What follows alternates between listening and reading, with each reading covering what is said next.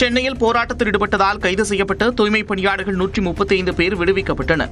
சென்னையில் 2 மண்டலங்களில் தூய்மை பணிகளை தனியார் நிறுவனத்திடம் ஒப்படைத்ததற்கு எதிர்ப்பு தெரிவித்து ரிப்பன் மாளிகையில் தூய்மை பணியாளர்கள் போராட்டத்தில் ஈடுபட்டனர். 13 நாட்களாக போராட்டம் நடத்திய தூய்மை பணியாளர்களை அப்புறப்படுத்த சென்னை உயர்நீதிமன்றம் உத்தரவிட்டது. இதனைத் தொடர்ந்து அவர்களை நள்ளிரவில் கைது செய்த காவல்துறையினர் வேளச்சேரியில் உள்ள திருமண மண்டபத்தில் அடைத்து வைத்திருந்த நிலையில் விடுவித்தனர்.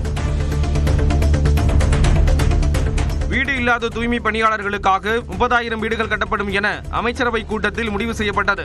பணி நிரந்தரம் உள்ளிட்ட கோரிக்கைகளை முன்வைத்து போராட்டத்தில் ஈடுபட்ட தூய்மை பணியாளர்கள் கைது செய்யப்பட்ட நிலையில் சென்னை தலைமைச் செயலகத்தில் முதலமைச்சர் மு க ஸ்டாலின் தலைமையில் அமைச்சரவை கூட்டம் நடந்தது.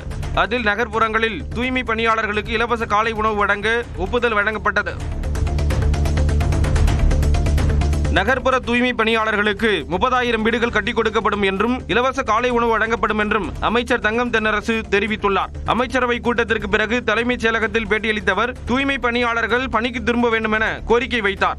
அரசு உங்கள் மீது கொண்டிருக்கக்கூடிய அக்கறையின் மனதிலே வைத்து பொதுமக்களுடைய நலனை கருதி அதே போல உங்களுடைய மற்ற கோரிக்கைகளெல்லாம் மனதிலே வைத்து நீங்கள் உங்களுடைய வேலை நிறுத்தத்தை விடுத்து பணிகளுக்கு திரும்பி அந்த பணியில் ஈடுபடுத்திக் கொள்ள வேண்டும் என்று நான் அரசின் சார்பாக மிகுந்த அன்போடு கேட்டுக்கொள்கிறேன். சென்னையில் நள்ளிரவில் அடக்குமுறையை ஏவி தூய்மை பணியாளர்களை அடித்து நொறுக்கி ரிப்பன் மாளிகை வாசலிலிருந்து அகற்றியிருப்பதாக அதிமுக பொதுச் செயலாளர் எடப்பாடி பழனிசாமி கண்டனம் தெரிவித்துள்ளார். இதுகுறித்து எக்ஸ் பக்கத்தில் பதிவிட்டுள்ள எடப்பாடி பழனிசாமி தூய்மை பணியாளர்கள் என்ன சமூக விரோதிகளா, குண்டர்களா, நக்சலைட்டுகளா என்று கேள்வி எழுப்பியிருக்கிறார். மேலும் கொடுத்த வாக்குறுதியை திமுக நிறைவேற்றாத நிலையில் அறவழியில் போராடியது தவறா என்றும் கேள்வி எழுப்பியுள்ளார். தூய்மை பணியாளர்கள் மீதான தாக்குதலுக்கு கண்டனம் தெரிவித்துள்ள மார்க்சிஸ்ட் கம்யூனிஸ்ட் கட்சியின் மாநில செயலாளர் சண்முகம் தாக்குதல் நடத்திய காவல்துறையினர் மீது நடவடிக்கை எடுக்க வேண்டும் என்று வலியுறுத்தியுள்ளார். மருத்துவமனைக்கு கொண்டு செல்வதாக சொல்லி நம்பர் பிளேட் இல்லாத காவல் வாகனத்தில் ஏற்றி சுற்றிக் கொண்டே இருந்தது நாகரிக சமூகம் வெட்கி தலைகுனிய வேண்டிய நடவடிக்கை என்று விமர்சித்துள்ளார். முதலமைச்சர் மு க ஸ்டாலின் தலையிட்டு தூய்மை பணியாளர்களின் பிரச்சினைகளுக்கு நியாயமான தீர்வு காண வேண்டும் என்றும் சண்முகம் வலியுறுத்தியுள்ளார். தூய்மை பணியாளர்கள் அரசு ஊழியர்களாக அங்கீகரிக்கப்பட வேண்டும் என்று வலியுறுத்தியுள்ள விசிக தலைவர் திருமாவளவன் தூய்மை பணியாளர்களுக்கு அரசு அறிவித்துள்ள திட்டங்களை வரவேற்பதாகவும் குறிப்பிட்டுள்ளார். அவர்களுக்கு பல்வேறு நலத்திட்டங்களை தமிழ்நாடு அரசு அமைச்சரவை கூட்டத்தில் முடிவெடுத்து அறிவித்திருக்கிறது. இதனை விடுதலை சிறுத்தைகள் கட்சி வரவேற்கிறது. ஒப்பந்த ஊழியர்களாக இருக்கிற தூய்மை பணியாளர்களை பணி நிரந்தரம் செய்ய வேண்டும் என்கிற நிலைப்பாட்டில் விடுதலை சிறுத்தைகள் கட்சி உறுதியாக இருக்கிறது. தமிழ்நாடு முதலமைச்சர் அவர்கள் இதை பரிசீலிக்க வேண்டும் என்று வலியுறுத்துகிறேன். தூய்மை பணியாளர்களை திமுக அரசு ஒருபோதும் விட்டுக் கொடுக்காது என்று முதலமைச்சர் மு க ஸ்டாலின் உறுதியளித்துள்ளார். தூய்மை பணியாளர்களுக்கான திட்டங்கள் குறித்து அமைச்சரவையில் எடுக்கப்பட்ட முடிவுகளை சுட்டிக்காட்டி எக்ஸ் தளத்தில் பதிவிட்டுள்ள அவர் இதனை தெரிவித்துள்ளார். 4 ஆண்டுகளில் தூய்மை பணியாளர்களுக்கு பல நலத்திட்டங்கள் நிறைவேற்றப்பட்டிருப்பதாகவும் முதலமைச்சர் அதில் குறிப்பிட்டுள்ளார். தூய்மை பணியாளர்களின் நலவாழ்வுக்காக 10 லட்சம் ரூபாய் காப்பீடு வழங்கப்படுவதாக சுட்டிக்காட்டியுள்ள முதலமைச்சர் தூய்மை பணியாளர்களுக்கு 30,000 வீடுகள் கட்டித்தரப்படும் என்றும் உறுதியளித்துள்ளார். தமிழ்நாட்டில் அரசு பள்ளிகளில் கல்விச் சூழல் தொடர்ந்து சரிந்து வருவதாக ஆளுநர் RN ரவி விமர்சித்துள்ளார். சுதந்திர தின உரையில் அரசு பள்ளிகள் குறித்து ஆளுநர் பேசினார். அதில் அரசு பள்ளி மாணவர்களின் கற்றல் திறன் தேசிய சராசரியை விட மிகவும் குறைவாக இருப்பதாகவும் 50% அதிகமான உயர்நிலைப் பள்ளி மாணவர்களால் 2 இலக்க கூட்டல் கழித்தலை கூட செய்ய முடியவில்லை என்றும் விமர்சித்துள்ளார். சுதந்திர தினத்தை ஒட்டி தமிழ்நாடு ஆளுநர் RN ரவி அளிக்கும் தேநீர் விருந்தை முதலமைச்சர் மு க ஸ்டாலின் புறக்கணித்துள்ளார். தமிழ்நாட்டின் நலன்களுக்கு எதிராக ஆளுநர் தொடர்ந்து செயல்பட்டு வருவதாகவும் ஆளுநரின் இந்த போக்குக்கு எதிர்ப்பு தெரிவிக்கும் விதமாக தேநீர் விருந்தை முதலமைச்சர் புறக்கணித்திருப்பதாகவும் தெரிவிக்கப்பட்டுள்ளது. சென்னை கிண்டியில் உள்ள ஆளுநர் மாளிகையில் நடைபெறவுள்ள தேநீர் விருந்தை புறக்கணிப்பதாக திமுக கூட்டணி கட்சிகள் ஏற்கனவே அறிவித்திருந்தது குறிப்பிடத்தக்கது. பீகாரில் வரைவு வாக்காளர் பட்டியலில் நீக்கப்பட்ட 65 லட்சம் வாக்காளர்களின் விவரங்களை 5 நாட்களுக்குள் இணையதளத்தில் வெளியிட தேர்தல் ஆணையத்திற்கு உச்சநீதிமன்றம் கெடு விதித்துள்ளது. இது தொடர்பான வழக்கை விசாரித்த நீதிமன்றம் பீகாரில் வரைவு வாக்காளர் பட்டியலிருந்து நீக்கப்பட்ட வாக்காளர்களின் விவரங்களை செவ்வாய்க்கிழமை மாலை 5 மணிக்குள் இணையதளத்தில் வெளியிட வேண்டும் என்று இடைக்கால உத்தரவு பிறப்பித்தது. மேலும் பட்டியலிலிருந்து பெயர் நீக்கப்பட்டதற்கான காரணத்தையும் குறிப்பிடவும் உத்தரவிடப்பட்டுள்ளது. ரஜினிகாந்த் நடிப்பில் உருவாக்கியுள்ள கூலி திரைப்படம் வெளியானது. பெரும் எதிர்பார்ப்புக்கு மத்தியில் லோகேஷ் கனகராஜ் இயக்கத்தில் உருவாக்கியுள்ள கூலி படம் வெளியானதையொட்டி திரையரங்குகளில் ரசிகர்கள் பட்டாசு வெடித்துக் கொண்டாடினர். மேலும் ரஜினியின் பேனருக்கு பாலாபிஷேகம் செய்யப்பட்டது.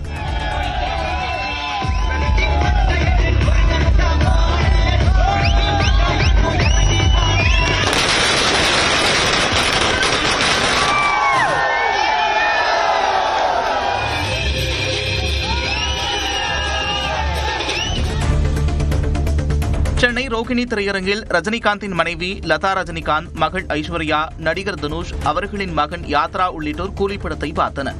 இதேபோன்று குரோம்பேட்டை வெற்றி திரையரங்கில் இயக்குநர் லோகேஷ் கனகராஜ், இசையமைப்பாளர் அனிருத், நடிகை ஸ்ருதிஹாசன் உள்ளிட்ட படக்குழுவினர் கூலிப்படத்தை ரசிகர்களுடன் கண்டுகளித்தனர். சத்தியம் திரையரங்கில் சிவகார்த்திகேயன் தனது மனைவியுடன் வந்து படம் பார்த்தார்.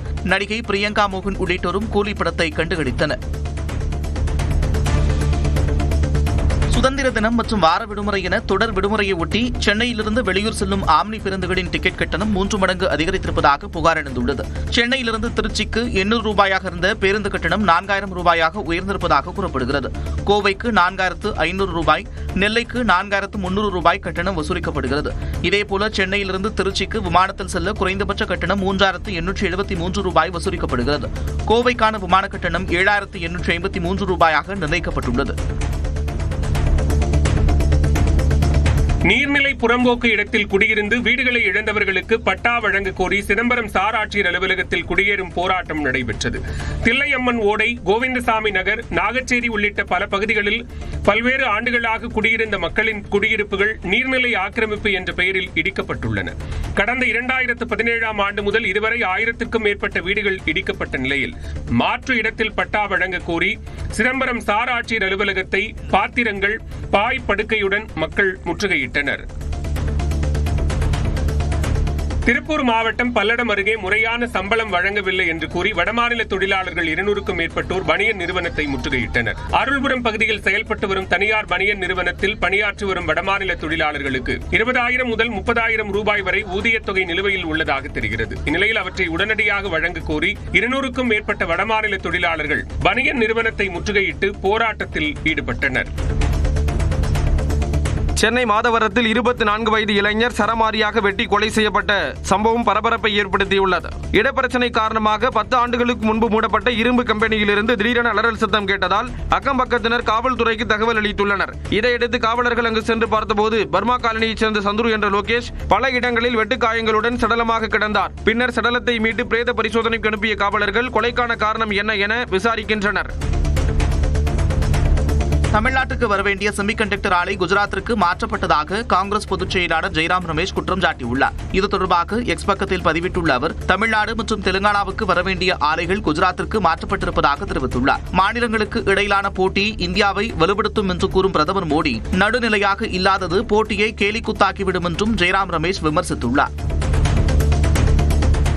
இமாச்சல பிரதேசத்தில் ஏற்பட்ட மேகவெடிப்பால் பொதுமக்களின் இயல்பு வாழ்க்கை கடுமையாக பாதிக்கப்பட்டது. சிம்லா, லாகியோல், ஸ்பிட்டி ஆகிய மாவட்டங்களில் இடைவிடாமல் பெய்த கனமழை காரணமாக மேகவெடிப்பு ஏற்பட்டு வெள்ளப்பெருக்கு ஏற்பட்டுள்ளது. இதில் கன்வி ரைவினில் உள்ள காவல் நிலையம் அடித்து செல்லப்பட்டது. சிம்லாவில் ஒரு பேருந்து நிலையம் இடிந்து விழுந்தது. அதன் அருகே இருந்த கடைகள் சேதமடைந்தது.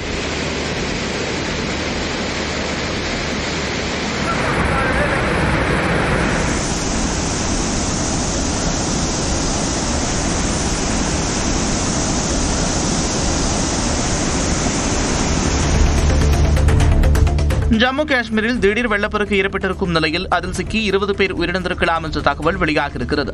ஜம்மு காஷ்மீரின் கிஷ்ட்வார் மாவட்டத்தில் மேகவெடிப்பு காரணமாக கனமழை கொட்டி தீர்த்தது. கட்டுக்கடங்காத கனமழையால் திடீர் வெள்ளப்பெருக்கு ஏற்பட்டது. அப்போது பட்டார் தஸ்கோடி பகுதியில் உள்ள உணவு கூடத்திற்குள் வெள்ள நீர் புகுந்தது. இந்நிலையில் வெள்ளத்தில் சிக்கி 20 பேர் உயிரிழந்திருக்கக்கூடும் என்று அஞ்சப்படுகிறது.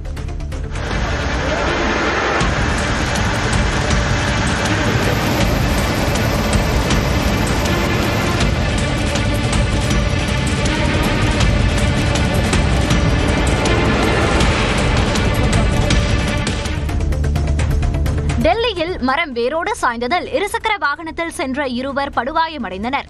டெல்லியின் பாரா சவுக்கில் கனமழை பெய்த நிலையில் சாலையில் வெள்ளம் தேங்கியிருந்தது. அந்த வழியாக இருசக்கர வாகனங்கள் சென்று கொண்டிருந்த நிலையில் சாலையோரம் இருந்த மரம் ஒன்று வேரோடு வாகன ஓட்டிகள் மீது சாய்ந்தது. இதில் இருவர் படுகாயமடைந்தனர்.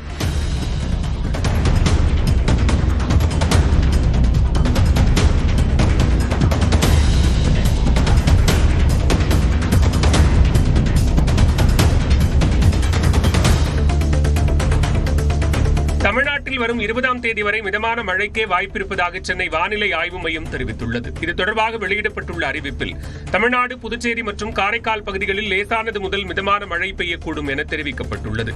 ஆகஸ்ட் 15ஆம் தேதியன்று ஓரிரு இடங்களில் பலத்த தரைக்காற்று மணிக்கு 50 கிலோமீட்டர் வேகத்தில் வீசக்கூடும் என்றும் வானிலை ஆய்வு மையம் தெரிவித்துள்ளது. ரசிகரை கொலை செய்த வழக்கில் கன்னட நடிகர் தர்ஷன் கைது செய்யப்பட்டார். நடிகையும் தனது தோழியுமான பவித்ரா கவுடாவை சமூக வலைதளத்தில் சீண்டிய ரசிகர் ரேணுகாசாமியை கொன்ற வழக்கில் தர்ஷன் மற்றும் பவித்ராவுக்கு வழங்கப்பட்ட ஜாமீனை உச்சநீதிமன்றம் ரத்து செய்தது. அவர்கள் பிணையில் இருந்தால் சாட்சிகளை கலைக்க வாய்ப்பிருப்பதாக நீதிபதிகள் தெரிவித்தனர். இதனையடுத்து பிணையில் இருந்த நடிகர் தர்ஷன் அவரது பெங்களூரு வீட்டில் கைது செய்யப்பட்டார். மேலும் நடிகை பவித்ரா கவுடாவையும் கைது செய்தனர். மெக்சிகோ நாட்டின் கிழக்கு பகுதியில் பெய்த கனமழையால் குடியிருப்பு பகுதிகளை வெள்ளம் சூழ்ந்தது. நாசா ஹவுல்கோ யாட்டில் பகுதியில் பெய்த மழையால் அங்குள்ள வீடுகள் மற்றும் சாலைகளில் மழைநீர் புகுந்தது. வீட்டில் இருந்த உடைமைகள் அனைத்தும் வெள்ளத்தில் நனைந்ததால் பொதுமக்கள் வேதனை அடைந்தனர். தாழ்வான பகுதிகளில் உள்ளவர்கள் பாதுகாப்பான இடத்திற்கு செல்ல அறிவுறுத்தப்பட்டுள்ளனர்.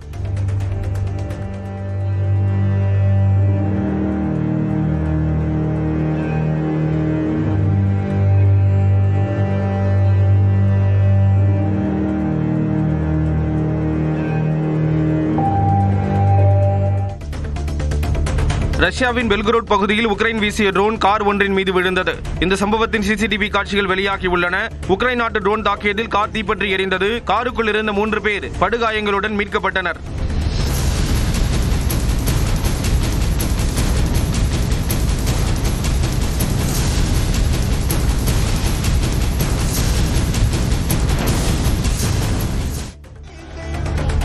இந்திய கிரிக்கெட் அணியின் முன்னாள் கேப்டன் ரோஹித் சர்மா திருமண நிகழ்ச்சி ஒன்றில் நடனமாடி அசத்தினார். ரோஹித் சர்மாவின் மனைவி ரித்திகாவின் சகோதரரின் திருமண சங்கீத் சமீபத்தில் நடந்தது. அதில் தனது மனைவி மற்றும் குடும்பத்தினருடன் ரோஹித் சர்மா ஹிந்தி பாடல்களுக்கு நடனமாடினார். ரோஹித்தின் நடனம் ரசிகர்களை கவர்ந்துள்ளது.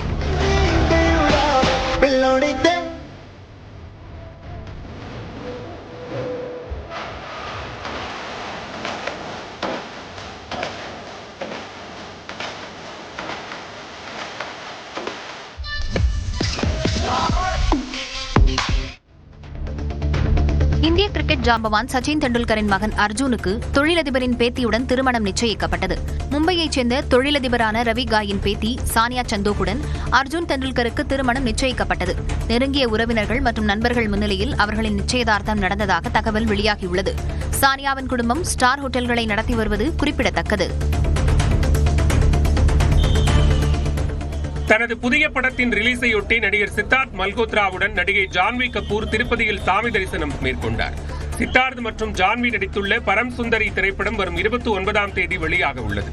இதனையொட்டி அவர்கள் இருவரும் திருப்பதியில் பாத யாத்திரை சென்றனர். அப்போது எடுத்த செல்ஃபி வீடியோவை அவர்கள் பகிர்ந்திருந்தனர். தொடர்ந்து திருப்பதி மலைக்கோவிலில் இருவரும் சாமி தரிசனம் செய்தனர். हाय गाइस, अभी बस हम लोग चल रहे हैं तिरुपति की तरफ, तिरुमला की तरफ और मैं पहली बार यहाँ पे आया हूँ. जानवी हमेशा हर साल आती है यहाँ पे. சுங்கச்சாவடிகள் வழியாக பயணிக்க ஆண்டுக்கு 3000 ரூபாய் செலுத்தி பாஸ் பெறும் நடைமுறை சுதந்திர தினம் முதல் அமலுக்கு வருகிறது. இதன் மூலம் வாகனம் ஒன்று அதிகபட்சம் 200 முறை சுங்கச்சாவடிகளை கடந்து செல்லலாம். கார், ஜீப் உள்ளிட்ட வணிக பயன்பாட்டிற்கல்லாத தனியார் வாகனங்கள் மத்திய அரசின் ராஜ்மார்க் யாத்ரா செயலி மூலமாக ஃபாஸ்டாக் ஐடியை பயன்படுத்தி பெறலாம். பேருந்துகள், லாரிகள் உள்ளிட்ட வணிக வாகனங்களுக்கு பாஸ் பெற முடியாது. இந்தியாவுக்கு எதிரான அவதூறு கருத்துக்களை பரப்புவதை நிறுத்தாவிட்டால் விளைவுகளை எதிர்கொள்ள நேரிடும் என பாகிஸ்தானுக்கு வெளியுறவுத்துறை அமைச்சகம் எச்சரிக்கை விடுத்துள்ளது. டெல்லியில் பேசிய அத்துறையின் செய்தி தொடர்பாளர் ரந்தீர் ஜெய்ஸ்வால் இந்தியாவுக்கு எதிராக பாகிஸ்தான் பொறுப்பற்ற வெறுப்பு கருத்துக்களை கூறி வருவதாக தெரிவித்தார். தனது தோல்வியை மறைக்க இந்தியாவை விமர்சிப்பது பாகிஸ்தானுக்கு வழக்கம்தான் என்றும் அந்நாட்டின் எந்தவொரு தவறான செயலுக்கும் எதிர்வினையாற்றப்படும் என்றும் அவர் கூறினார். ஆளுநரின் தேநீர் விருந்தை முதலமைச்சர் புறக்கணித்துள்ள நிலையில் 2 பட்டமளிப்பு விழாக்களை புறக்கணிப்பதாக உயர்கல்வித்துறை அமைச்சர் கோவி செழியன் தெரிவித்துள்ளார். முதலமைச்சரின் அறிவுறுத்தல்படி இந்த புறக்கணிப்பு முடிவை எடுத்துள்ளதாக அமைச்சர் தெரிவித்துள்ளார். அதன்படி 18ஆம் ஆண்டு நடக்கவுள்ள அழகப்பா பல்கலைக்கழக பட்டமளிப்பு விழா மற்றும் 19ஆம் தேதி நடைபெறவுள்ள திருவள்ளுவர் பல்கலைக்கழக பட்டமளிப்பு விழாக்களில் உயர்கல்வித்துறை அமைச்சர் கோவி செழியன் பங்கேற்க மாட்டார் என அறிவிக்கப்பட்டுள்ளது. தமிழ்நாட்டின் பொருளாதாரம் வளர்ந்துள்ளதாக கூறப்படுவது மாயை எனவும் குஜராத் மற்றும் உத்தரப்பிரதேசத்தின் வளர்ச்சி இதைவிட அதிகமாக உள்ளதாகவும் மத்திய இணையமைச்சர் எல் முருகன் தெரிவித்துள்ளார். சென்னையில் பேட்டியளித்த அவர் இவ்வாறு கூறினார். ஒரு மாயை காட்டியிருக்கிறார்கள். இன்றைக்கு குஜராத்தினுடைய வளர்ச்சி இவர்களிடம் விட வேகமாக இருந்து கொண்டது. குஜராத்தினுடைய உத்தரப்பிரதேசத்தினுடைய வளர்ச்சி வேகமாக இருந்து கூட உத்தரப்பிரதேசத்தில் கிட்டத்தட்ட 80 லட்சத்திற்கு மேல அங்க இன்வெஸ்ட்மெண்ட் வந்திருக்கு குஜராத்தில். அதே போல 57,000 கோடிக்கு மேல இங்க நம்மளுடைய உத்தரப்பிரதேசத்துல வந்திருக்கிறது. பீகார் இன்னைக்கு அதிகமான வளர்ச்சி அடைந்து கொண்டிருக்கிறது. உறுப்பினர் சேர்க்கைக்காக பொதுமக்களின் ஓடிபி எண்ணை திமுகவினர் பெற விதிக்கப்பட்ட இடைக்கால தடையை நீட்டித்து உயர்நீதிமன்ற மதுரை கிளை உத்தரவிட்டுள்ளது. ஓரணியில் தமிழ்நாடு என்ற பெயரில் உறுப்பினர் சேர்க்கைக்காக ஓடிபி எண்ணை பெறுவதற்கு தடை கோரி சிவகங்கை மாவட்டத்தைச் சேர்ந்த ராஜ்குமார் என்பவர் வழக்கு தொடர்ந்தார். இந்த வழக்கை விசாரித்த நீதிபதி அரசியலமைப்புப்படி குடிமக்களின் உரிமை நலன் கருதி ஓடிபி எண்ணை பெற தடை விதிப்பதாக தெரிவித்தார். மேலும் அரசியலமைப்பு உரிமை பாதிக்கப்படும் போது உயர்நீதிமன்றம் தலையிடும் என்றும் நீதிபதி தெரிவித்தார். ரெஸ்டோ பார்களை கண்டித்து புதுச்சேரி மாவட்ட ஆட்சியர் அலுவலகம் முன்பு அதிமுக சார்பில் ஆர்ப்பாட்டம் நடைபெற்றது. போராட்டத்தில் 100க்கும் மேற்பட்டோர் பங்கேற்று ரெஸ்டோ பார்களை மூட வலியுறுத்தி கண்டன கோஷங்களை எழுப்பினர்.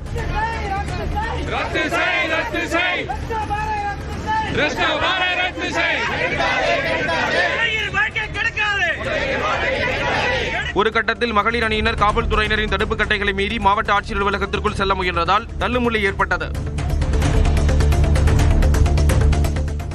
இலங்கை கடற்படையால் கைது செய்யப்பட்ட ராமேஸ்வரம் மீனவர்கள் 16 பேருக்கும் காவல் நீட்டிக்கப்பட்டுள்ளது.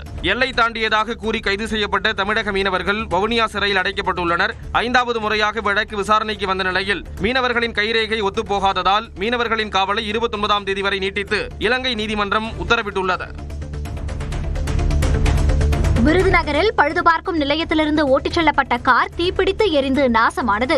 வெள்ளூர் கிராமத்தை சேர்ந்த சதீஷ்குமார் தனது காரை விருதுநகர் புல்லலக்கோட்டை சாலையில் உள்ள பழுது நீக்கும் நிலையத்தில் நிறுத்தியுள்ளார். கார் பழுது பார்க்கப்பட்டதை தொடர்ந்து மெக்கானிக் வேல்முருகன் காரை தேசிய நெடுஞ்சாலையில் இயக்கி பார்த்துள்ளார். அப்போது திடீரென காரிலிருந்து புகை வெளியாகவும் வேல்முருகன் காரிலிருந்து இறங்கியுள்ளார். இதையடுத்து தீ மளமளவென பரவி கார் முழுவதும் பற்றி எரிந்தது. கிருஷ்ணகிரி மாவட்டம் கோபச்சந்திரம் அருகே ஓட்டுநரின் கட்டுப்பாட்டை இழந்து சாலையில் கவிழ்ந்த லாரியின் அடியில் 2 கார்கள் சிக்கிக் கொண்டதால் பரபரப்பு ஏற்பட்டது. மகாராஷ்டிராவிலிருந்து தூத்துக்குடிக்கு 25 டன் வெங்காய மூட்டைகளை ஏற்றிச் சென்ற லாரி சர்வீஸ் சாலையில் சென்றபோது கட்டுப்பாட்டை இழந்து இடதுபுறமாக சாய்ந்தது. இந்த லாரியின் அடியில் அவ்வழியாக சென்ற 2 கார்கள் சிக்கிக் கொண்டு 2 காயமடைந்தனர். இந்த விபத்து காரணமாக 1 மணி நேரத்திற்கும் மேலாக கடும் போக்குவரத்து நெரிசல் ஏற்பட்டது. பின்னர் தகவல் அறிந்து வந்த காவல்துறையினர் ராட்சத கிரேன் உதவியுடன் வாகனங்களை அப்புறப்படுத்தினர். புதுச்சேரியில் இணையதளத்தில் முதலீடு செய்தால் 30 நாட்களில் பணம் இரட்டிப்பாகும் என கூறி பொதுமக்களிடையே 1 கோடி ரூபாய்க்கு மேல் மோசடி செய்ததாக புகார் எழுந்தது. மல்டிலெவல் மார்க்கெட்டிங் அடிப்படையில் ஸ்டார்லிங்க் செயலியில் முதலீடு செய்தால் 30 நாட்களில் பணம் இரட்டிப்பாக தருகிறோம் என இணையம் வழியாக விளம்பரம் செய்யப்பட்டது. இதனை நம்பி 100க்கும் மேற்பட்ட பொதுமக்கள் 1 கோடி ரூபாய்க்கு மேல் முதலீடு செய்ததாக கூறப்படுகிறது. 30 நாள் முடிந்து பணத்தை திருப்பி தருவோம் என கூறிய நிலையில் 30வது நாள் செல்போனில் இருந்த ஸ்டார்லிங்க் செயலி மாயமாக மறைந்துள்ளது. இது தொடர்பாக இதுவரை 50க்கும் மேற்பட்ட புகார்கள் பதிவாகி உள்ள நிலையில் விசாரணை நடக்கிறது. செங்கல்பட்டு மாவட்டம் திருவிடந்தையில் நடைபெறும் சர்வதேச காற்றாடி திருவிழாவை அமைச்சர் தாமு அன்பரசன் தொடங்கி வைத்தார். வரும் 17ஆம் தேதி வரை 4 நாட்கள் நடைபெறும் இந்த காற்றாடி திருவிழாவில் பிரான்ஸ், ஜெர்மனி, தாய்லாந்து, வியட்நாம் உட்பட பல்வேறு நாடுகளைச் சேர்ந்த வீரர்கள் பங்கேற்றுள்ளனர். டால்பின், சுறா, காளை என்று வித்தியாசமான ராட்சத காற்றாடிகள் பார்வையாளர்களை கவர்ந்து வருகிறது. காற்றாடி திருவிழாவில் பங்கேற்க 12 வயது உள்ளவர்களுக்கு இலவசமாகவும் 12 வயதுக்கும் மேற்பட்டோருக்கு 200 ரூபாய் நுழைவு கட்டணமாக வசூலிக்கப்படுகிறது. திருச்செந்தூர் சுப்பிரமணிய சாமி கோயிலில் ஜப்பான் நாட்டைச் சேர்ந்த 100க்கும் மேற்பட்ட முருக பக்தர்கள் சாமி தரிசனம் செய்தனர். ஜப்பான் நாட்டைச் சேர்ந்த முருக பக்தர்கள் கடந்த ஜூன் 14ஆம் தேதியிலிருந்து தமிழ்நாட்டில் உள்ள பழனி, ராமேஸ்வரம், திருச்செந்தூர் உள்ளிட்ட 128 கோயில்களுக்கு ஆன்மீக சுற்றுப்பயணம் மேற்கொண்டு வருகின்றனர். இதன் ஒரு பகுதியாக திருச்செந்தூர் முருகன் கோயிலுக்கு வந்த அவர்கள் மூலவர், சண்முகர், சூரசம்ஹார மூர்த்தி உள்ளிட்ட அனைத்து சன்னதிகளுக்கும் சென்று வழிபாடு செய்தனர். இதனைத் தொடர்ந்து கோயிலுக்கு வெளியே வந்த பக்தர்கள் ஒன்று கூடி வெற்றிவேல் முருகனுக்கு அரோகரா, கந்தவேல் முருகனுக்கு அரோகரா என பக்தி கோஷமிட்டனர். சேலம் மாவட்டம் ஓமலூர் அருகே செல்போன் கடையில் ஏற்பட்ட தீ விபத்தால் சேலம் தருமபுரி தேசிய நெடுஞ்சாலை புகைமூட்டமாக மாறியது. கமலாபுரம் பிரிவு சாலையில் உள்ள ஸ்ரீ மொபைல் சேல் சர்வீஸ் என்ற கடையில் வழக்கமான விற்பனை நடந்து கொண்டிருந்த போது திடீரென தீ பிடித்து மளமளவென பரவியது. தகவல் அறிந்து வந்த தீயணைப்பு வீரர்கள் தீயை அணைக்கும் பணியில் ஈடுபட்டனர். அதற்குள் அருகே இருந்த மருந்தகம் மற்றும் தையல் கடைக்கும் தீ பரவியது.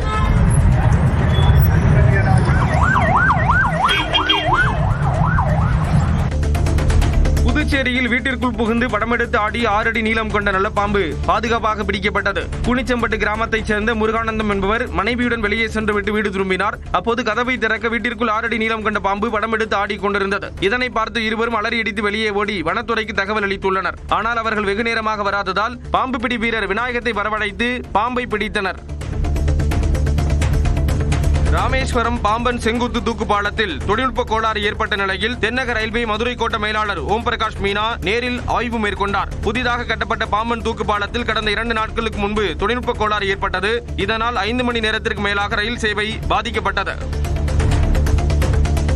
நாகை அருகே உள்ள சிபிசிஎல் நிறுவனத்திற்கு நிலம் கொடுத்த விவசாயிகள் மறுவாழ்வு மற்றும் மீள்குடியமர்வு இழப்பீடு கேட்டு 500க்கும் மேற்பட்டோர் 2வது நாளாக காத்திருப்பு போராட்டத்தில் ஈடுபட்டனர். பனங்குடி கிராமத்தில் செயல்படும் மத்திய அரசின் சிபிசிஎல் நிறுவன சுத்திகரிப்பு ஆலை விரிவாக்கத்திற்காக 620 ஏக்கர் விவசாய நிலங்கள் கையகப்படுத்தப்பட்டன. இதற்கு மறுவாழ்வு மீள்குடியமர்வு இழப்பீடு தொகை இதுவரை வழங்கவில்லை என்று கூறி சிபிசிஎல் சுத்திகரிப்பு நிலையத்தின் நுழைவாயிலில் 2வது நாளாக போராட்டம் நடைபெற்றது.